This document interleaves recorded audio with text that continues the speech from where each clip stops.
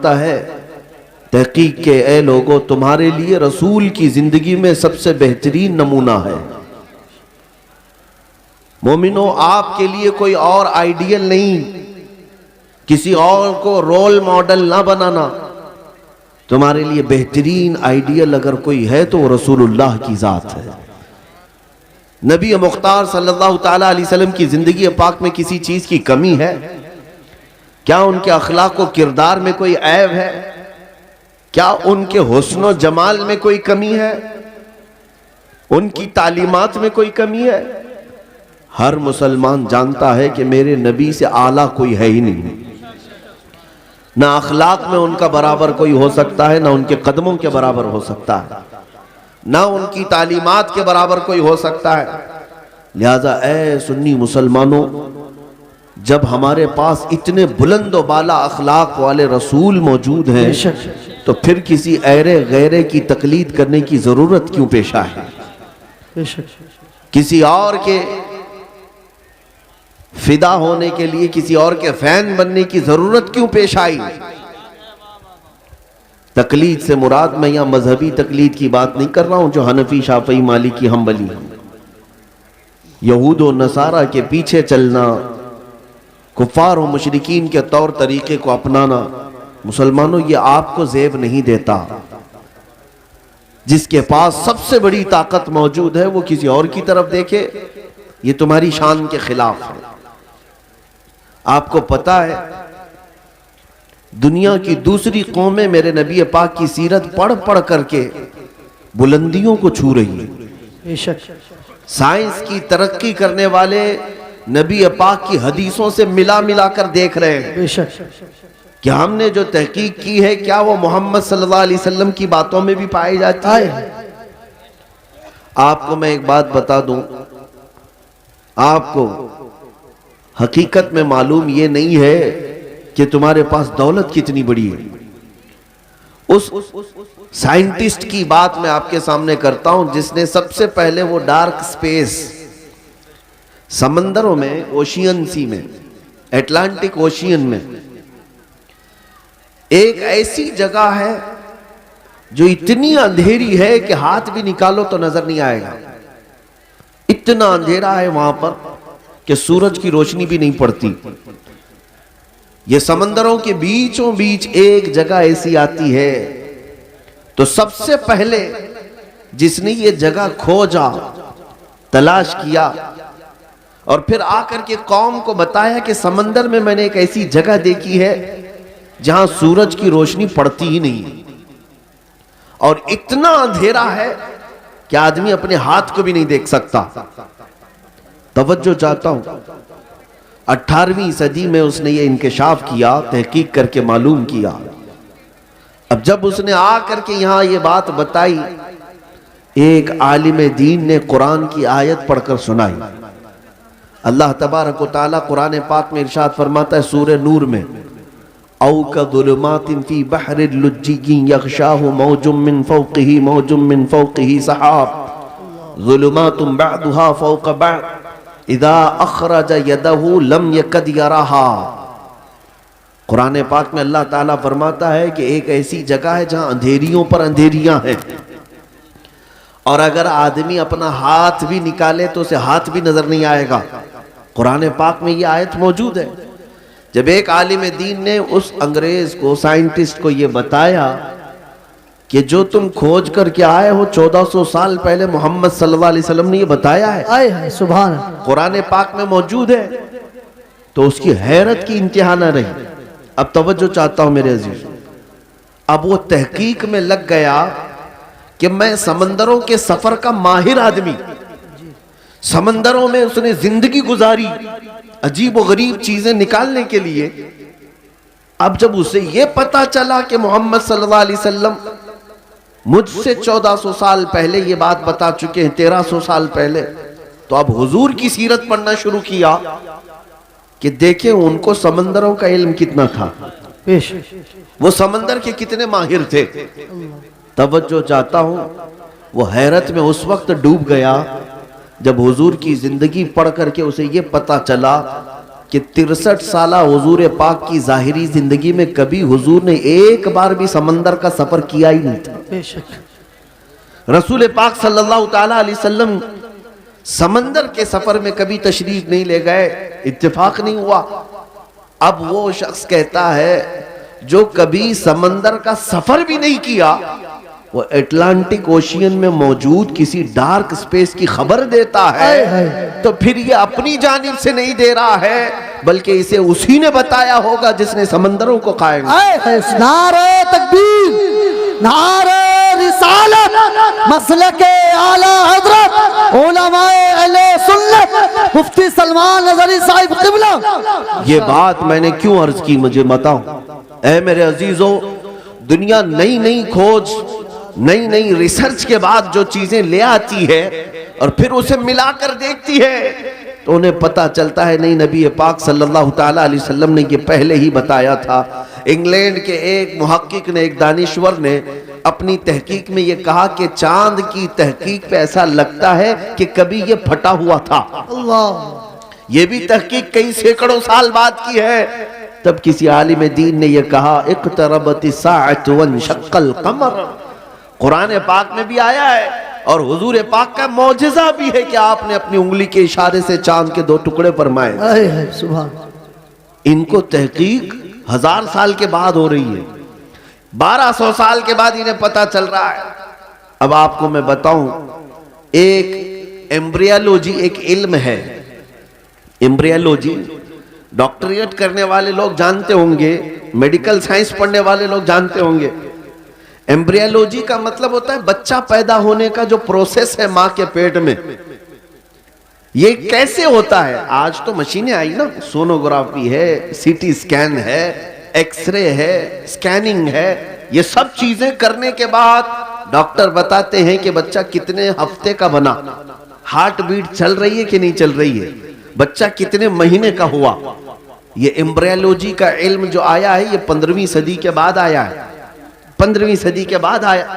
मैं आपको बताता हूं, आज ये सारी दुनिया के डॉक्टर इस बात पर इत्तेफाक रखते हैं कि मां के पेट में पहले नुत्फा जाता है, उसके रहम में नुत्फा जाता है, फिर नुत्फा क्या बनता है, डॉक्टर सब कहते हैं एक च्युइंगम की तरह चिपचिपा हुआ, चिंगम की तरह चिपचिपा हुआ एक छोटा सा खून का लोथड़ा बनता है जिसको अलका कहते हैं। अरबी में अलका चिंगम को भी कहते। तवज्जो चाहता हूं। उसके बाद फिर ये डॉक्टर्स कहते हैं खून के लोथड़े के बाद फिर बगैर हड्डी का गोश्त बनता है, नुत्फे से गोश्त बनता है। फिर थोड़े दिनों के बाद, महीने के प्रोसेस के बाद डॉक्टर्स कहते हैं कि उसके अंदर हड्डियां आती हैं। हड्डियां आने के बाद फिर चमड़ा आता है, फिर बाल आते हैं। ये प्रोसेस है 9 महीने का। ये आज की तहकीक के बाद, सारे डॉक्टर्स मशीनों से निकालने के बाद इस बात को यहां दुनिया के सामने पेश कर रहे हैं। मगर मैं उस जमाने की बात कर रहा हूं जब साइंस का वजूद भी नहीं था, जब ना एक्सरे मशीन थी, ना सोनोग्राफी, ना सीटी स्कैन, कुछ भी नहीं। लेकिन मेरे आका सल्लल्लाहु ताला अलैहि वसल्लम की जुबान नाज से वही ये कुरान, वही ये इलाही निकलती है। सुम्मा खलक़ना नुत्फ़ता अलक़तन फ़खलक़नल अलक़त मुद्ग़तन फ़खलक़नल मुद्ग़त इज़ामन फ़कसौनल इज़ाम लहमा। अल्लाह फरमाता है हमने नुत्फे से अलका बनाया, चिंगम की तरह चिपचिपा, फिर अलके से हमने मुद्गा बनाया, मुद्गा कहते गोश्त के टुकड़े को। फिर अल्लाह ताला फरमाता है फ़कसौनल इज़ाम फ़खलक़नल मुद्ग़त इज़ामन, फिर हमने उस मुद्गे के अंदर हड्डियां रखी, गोश्त के अंदर फिर हड्डियां आई। फिर अल्लाह फरमाता है फ़कसौनल इज़ाम लहमा, फिर हमने हड्डियों पर चमड़ियां डाली। सुम्मा अंशअनाहु खल्क़न आखर फ़तबारकल्लाहु अहसनुल खालिक़ीन।